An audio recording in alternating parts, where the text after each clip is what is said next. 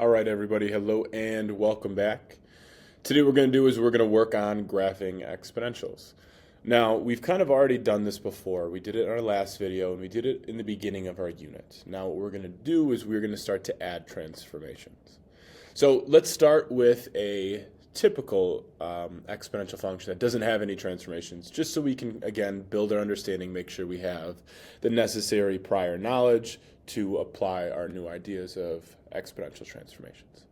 So the first thing I want to do is recognize that my base here is 4, which tells me that this is going to be exponential growth. So it should go up from left to right. Now, what I want to do is pick some nice x values to plug into my equation.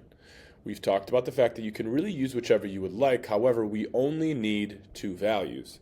So I'm going to use the x values 0 and 1.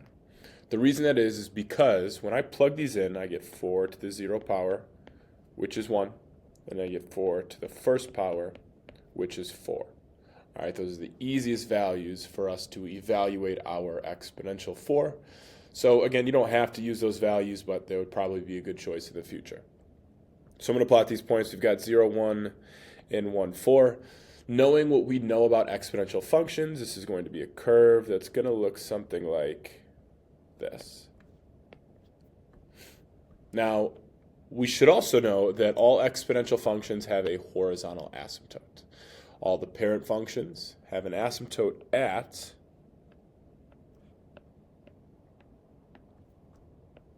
y equals 0. Now, today that's going to move a little bit. So depending on our transformations, our horizontal asymptote doesn't need to be at 0. It is for parent functions. So that's always where we're going to start. It's always like our base value. However, it's going to be able to move depending on whatever transformations we might have. Now, our domain and range, the domain of all exponentials is the same, negative infinity to infinity. And if you take a look at the graph, you could see we go all the way to the left and all the way to the right without being stopped in any direction. Now, our range is a little bit different because the lowest we can go is that asymptote, which is at 0. And then on the right side, we have an arrow pointing up towards infinity. And both of those are going to get parentheses as well. And then finally, we have our end behavior. The end behavior is going to start the same just about every time. I think this one's called f of x, g of x.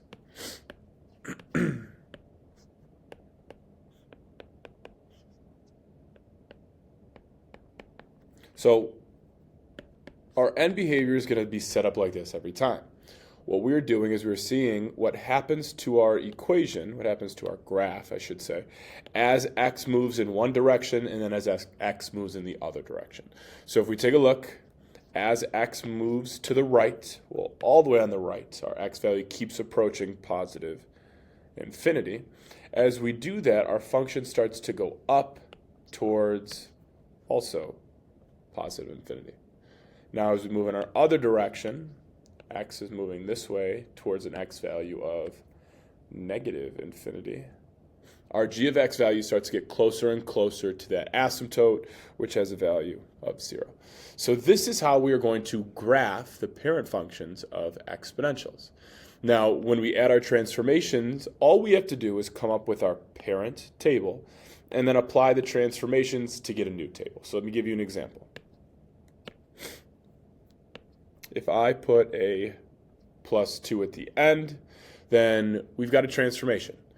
As we've talked about in our previous units, whenever we are adding at the end of our equation that's not directly attached to our x value, it is going to be a vertical shift, in this case, up 2.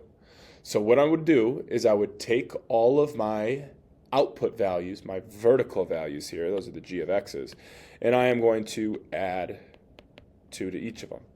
So my new table, the x values stay exactly the same, but then my g of x, my outputs become 3 and 6. So I'll plot those points.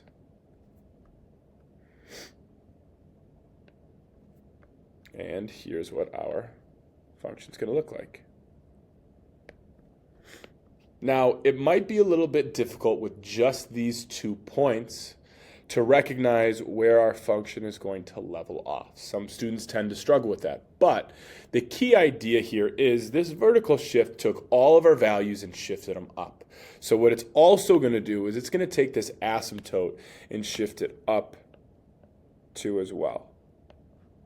The asymptote is vertically shifted like all of the points on our function, and so now the asymptote is at positive 2. So our values are going to change a little bit. The domain stays the same. I'll do this in green. Our range is different now, right? The lowest value we go towards is our new asymptote, which is 2, and then we go up towards infinity. And our end behavior is going to change as well.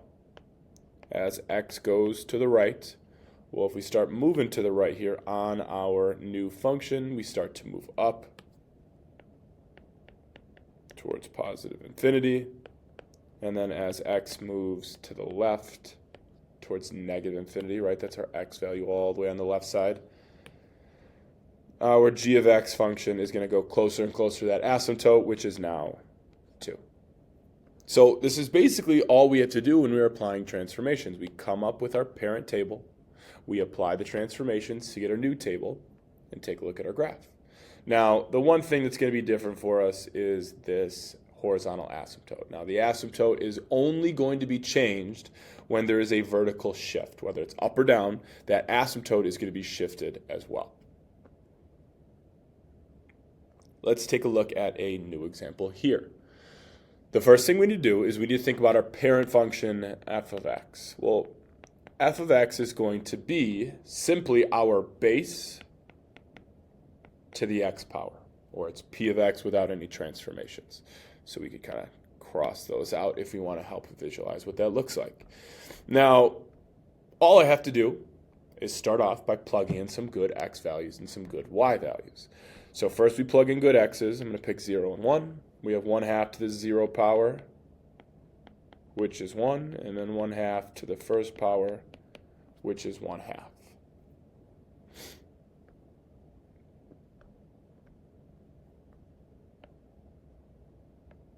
So this one's a little bit different because it is a decay function. So we're going to look something like this. And remember, our horizontal asymptote for all parent functions of exponentials starts off at y equals 0. Our domain, again, for all exponentials is negative infinity to infinity. The range in this example is from the lowest value, which is that asymptote, to infinity, and then as x goes to the right, our function, which is f of x, I'm running out of room here,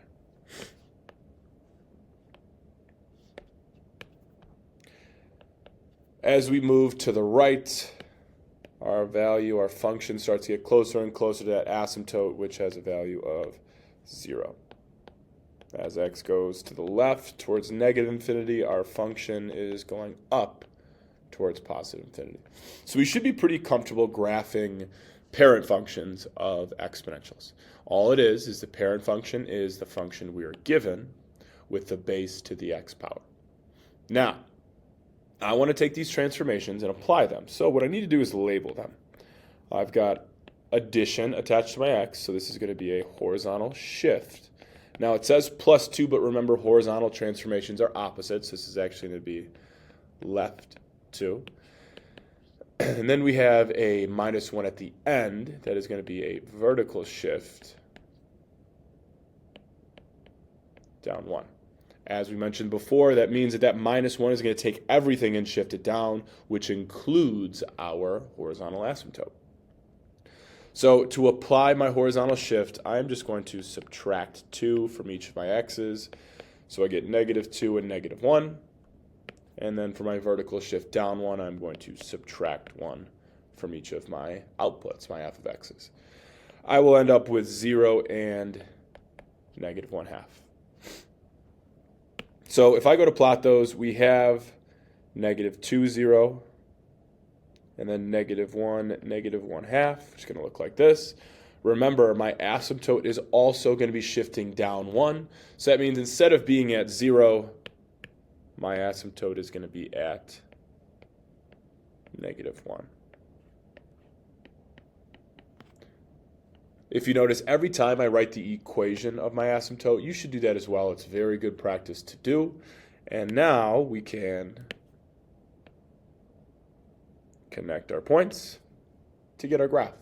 So as we can see, this should look like our parent function that is shifted to the left 2 and down 1. Visually, that checks out with what we've described as our transformations above, which is great. So now we do our domain and range and then end behavior. The domain is going to be unchanged because it's always -infinity to infinity. The range is now going to be different. So we go as low as that asymptote, which is -1 now, and then up towards infinity. Our end behavior starts off the same way. As x goes to the right, which is towards positive infinity, our function p of x gets closer and closer to that asymptote. So that is going to be to -1. As x goes to the left, right, we are moving in the left x direction. We're going to go all the way to -infinity, and while we're doing that, our function is going to be going up. The left side of our function goes up towards positive infinity. So this is how we graph exponential functions with transformations. Now, what I wanted to do real quick is take some time to label some more transformations just to give us a little bit of practice. Now, if we've got this transformed function, our parent function f of x is going to be the base to the x power. What that means is the negative in front is a vertical reflection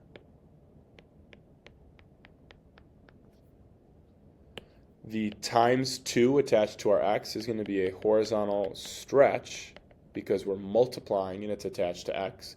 It says 2, but really it's of the reciprocal 1/2.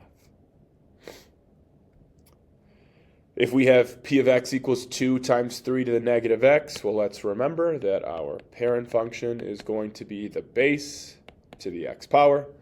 So that 2 in front is a vertical stretch of 2 because we are multiplying in front. And then that negative up top, we are multiplying by a negative attached to our x, so it's going to be a horizontal reflection. Now, the last one I wanted to do was m of x equals e to the x minus 1 power minus 3. Whenever we see the value of e, a lot of us get thrown off, but remember, e is approximately 2.72. It is like pi.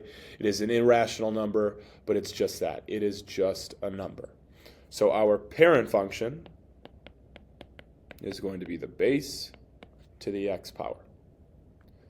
When we have a minus 1 attached to our x, that is a horizontal transformation because we are adding or subtracting. It is a shift, and it's going to be right 1.